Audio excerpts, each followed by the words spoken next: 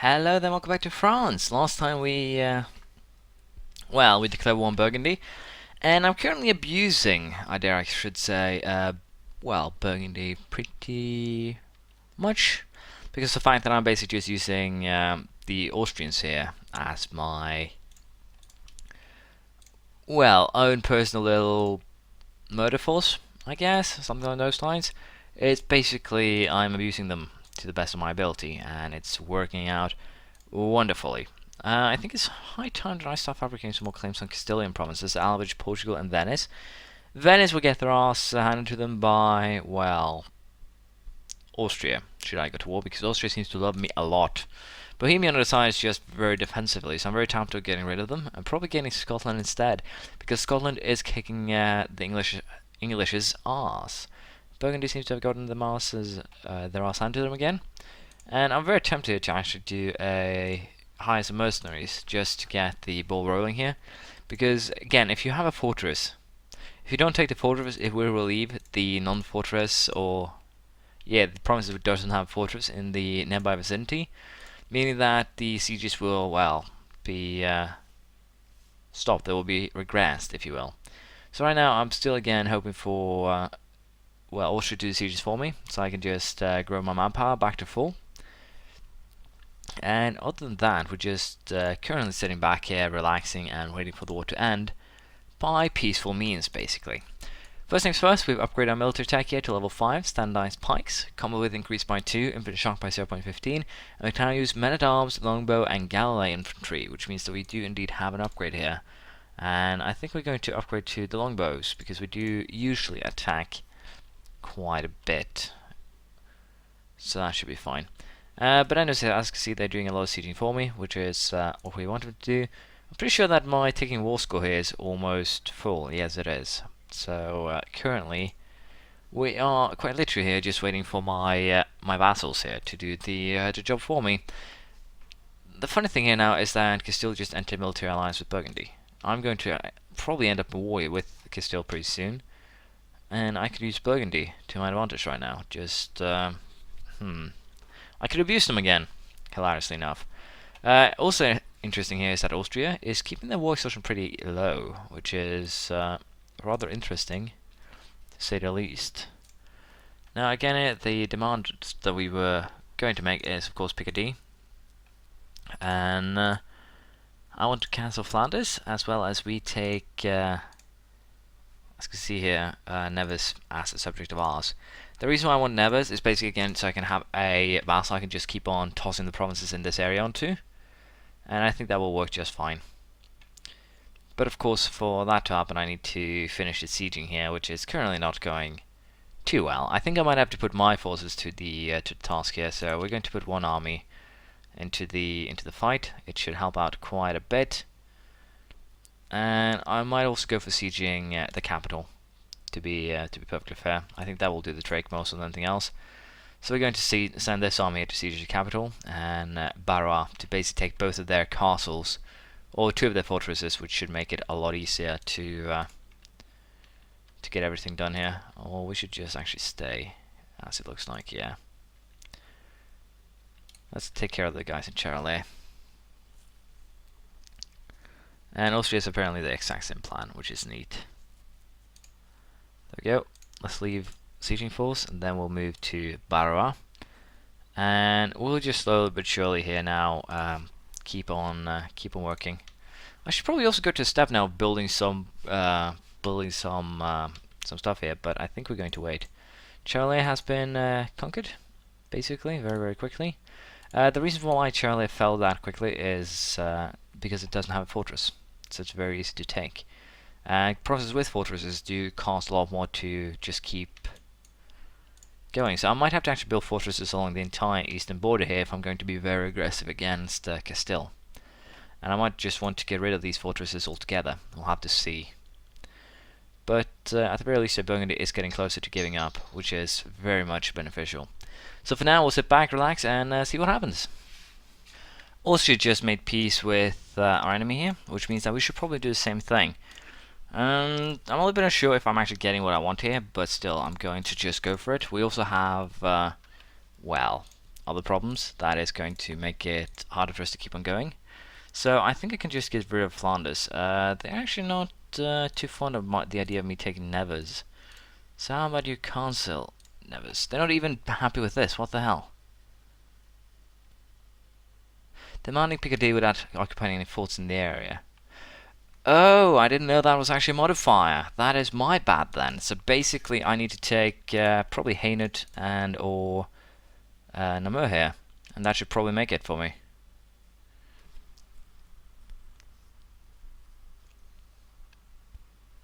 That is actually the problem. I need to occupy the fortress in the area to get what I want. That's an interesting new thing.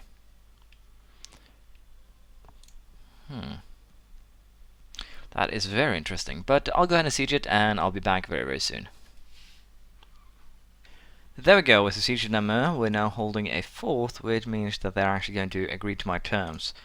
We're also going to still go with having, well, I can see Nevers as a subject. And I'm also going to force you to release your hold on Flanders, and that should be a very decent peace deal.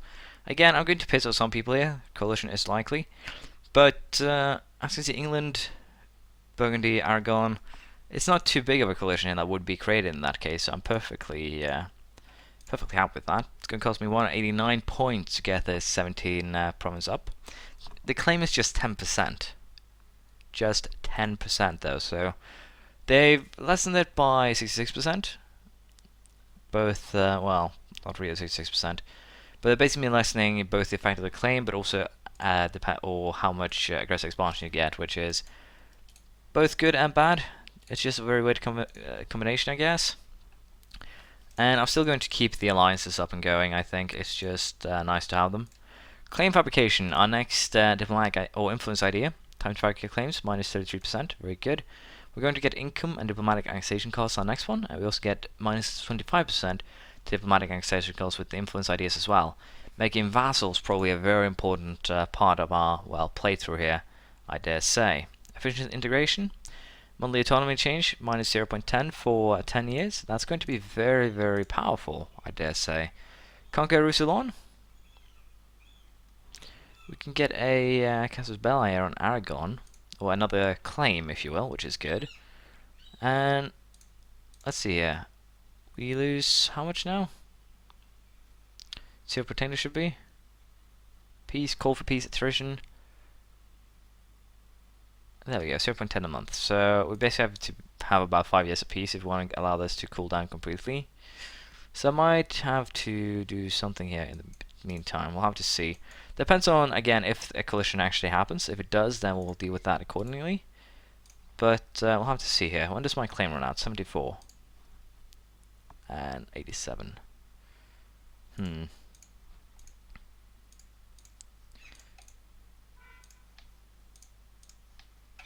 I think we're going to take these 4 provinces if I end up declaring war. So we're going to covertly fabricate a claim on Urgell. And of course Girona, and even the Baleares, I think. Just take everything while we're at it. I'm also very tempted to start another war with Provence here, but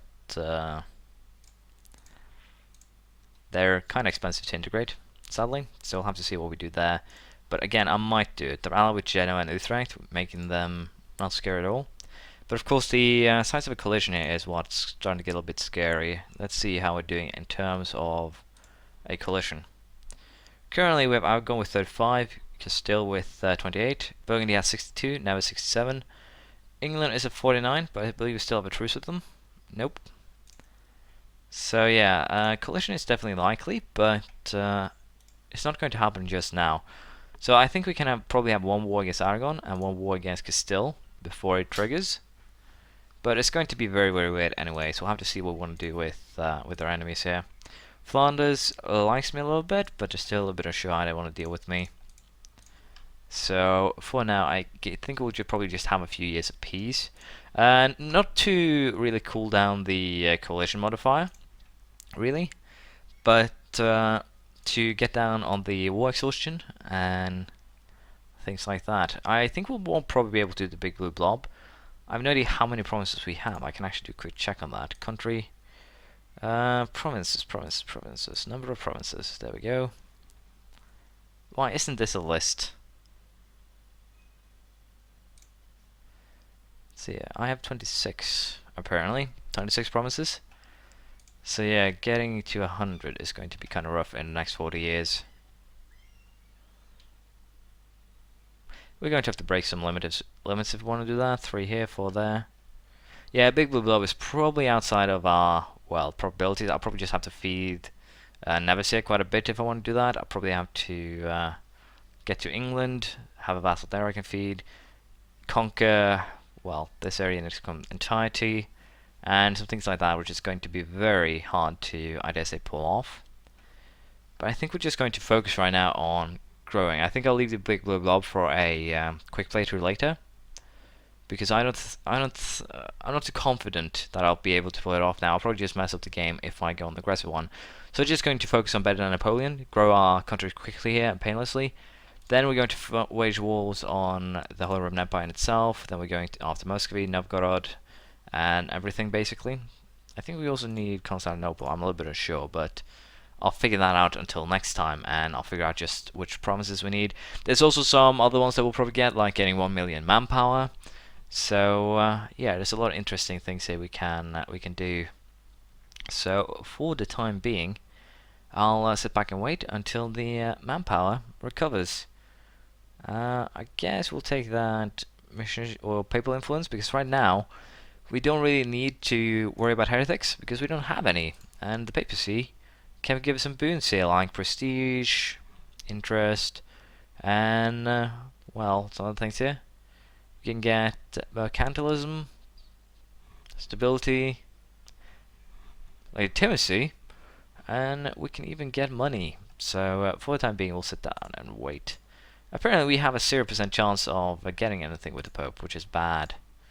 We can't get it on with the Pope, sadly. I'm going to annex Brittany as soon as we can, which is 64. Now, again, the annexation cost is 416 diplomatic power for a 4-province country, which again means you're not going to be able to conquer everything because it's just going to be too expensive.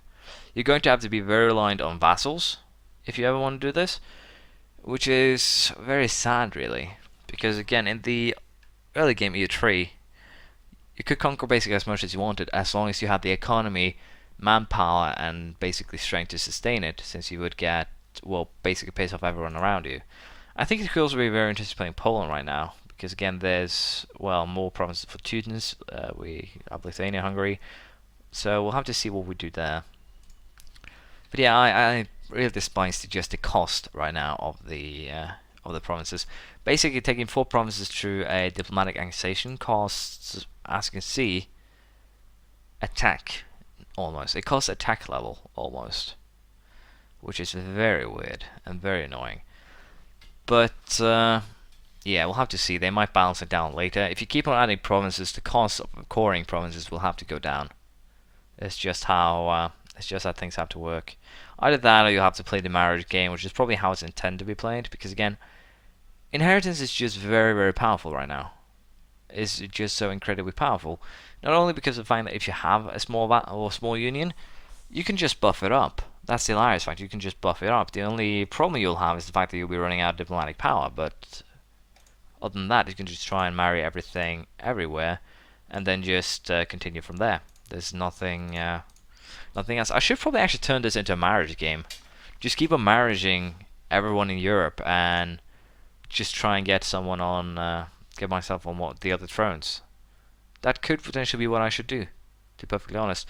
To see if I can invade the other thrones in Europe and just focus on beating Portugal, Castile, and Aragon and just moving overseas while playing the marriage game in Europe. That could be very fun, and then just going for probably see if I can get a Livonian Order in a war and just conquer Muscovy from there and potentially get a war with Venice, Hungary, whoever. Just get a province there and then invade Austria from there. I think that might be what we will do here. I'll have to consider that until next time. Thank you for watching. Please leave a comment, praise, criticism, anything you feel like, and I'll see you next time. Bye.